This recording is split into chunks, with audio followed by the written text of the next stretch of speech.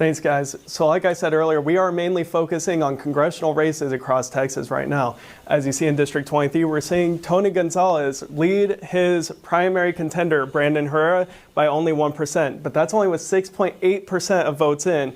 Now, we have to keep in mind that last time these two ran against each other, Herrera only lost by about 400 votes. We are still seeing a super close race between Tallarico and Crockett. He's only beating her out by about 6%. But we're seeing that it could change at any moment. We have to keep in mind Crockett is very, very popular in North Texas. Tallarico, he's more popular in rural areas in Austin. On the field behind me, two rival football teams battle for dominance. But in the press box just above me, a father and son bond only grows stronger. While many fire departments in Texoma are still mostly staffed with volunteers, Whitesboro is moving to around-the-clock staffing. However, the Director of Public Safety, Jeff Patterson, says it's still critical to have volunteer support. Most people know UNT for its arts programs, but here at Discovery Park, researchers work with Dr. Adam Yang to bring life to the microscope. I sat down with Dr. Adam Yang to talk about how little hearts bring big breakthroughs. Now, while Love County's volunteer firefighters are more than willing to stop the fire, Barrick says the best way to fight a fire is to prevent it in the first place. Thanks, Annie. I'm here with the LIFT team's presidential candidate, Durrani Avila. So, Durrani, tell me a little bit about what impact you want to have on UNT's campus. With the LIFT administration, one of our biggest goals is to make the campus more inclusive.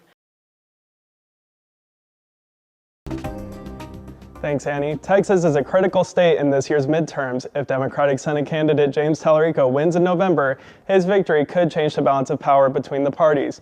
The Republican candidates are still in a primary runoff. Either one can still drop out of the race before the May 26 election, but so far it seems the Republicans are headed for a costly primary battle. All right, guys, what we have tonight is a major moment of political engagement on our campus. Edison and I had the chance to see Tallarico speak just a few hours ago at the Eagles Student Services Center. Tallarico spoke to a packed auditorium for more than 15 minutes, talking about his resume from flipping a Republican stronghold in Texas's 50th district to capping copays for medical visits. He also spoke about the way politics divide Americans. Afterward, he hit on current events, referring to ICE agents as a secret police force, calling for Homeland Security head Kristi Noem's impeachment and the prosecution of masked agents. Tallarico ended the rally with a final message, one of community and of hope. In the middle of a weekday means you haven't given into hopelessness. And that means the bullies haven't won yet. Because, in the words of Bad Bunny, the only thing more powerful than hate is love. Once his speech was over, Tallarico took photos with Dane community members. Thanks, guys. The Republican National Committee and Libertarian Party are suing to overturn a Mississippi election law allowing a grace period for mail-in ballots that arrive after Election Day.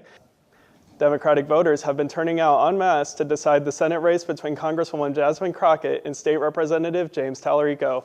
Crockett's familiar face appeals to many Texas Democrats, but Tallarico's message of political unity and politics as a class struggle appeals to voters across the spectrum. Two prominent Texas Republicans are running for Senate, incumbent John Cornyn and Texas Attorney General Ken Paxton.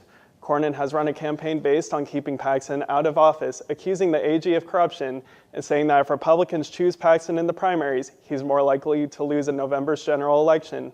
That's right, Annie. Trump's opponents have become increasingly dissatisfied with this administration, calling it corrupt and accusing it of constitutional violations. Today, several Democratic lawmakers called for the president's impeachment and removal. Congress is seeing two huge shakeups resulting from public scandal. Representatives Tony Gonzalez of Texas and Eric Swalwell of California both resigned from their positions today. TTV will continue to follow the tense situation in Iran. In the meantime, though, there are other effects of this war that we're dealing with here at home. Annie?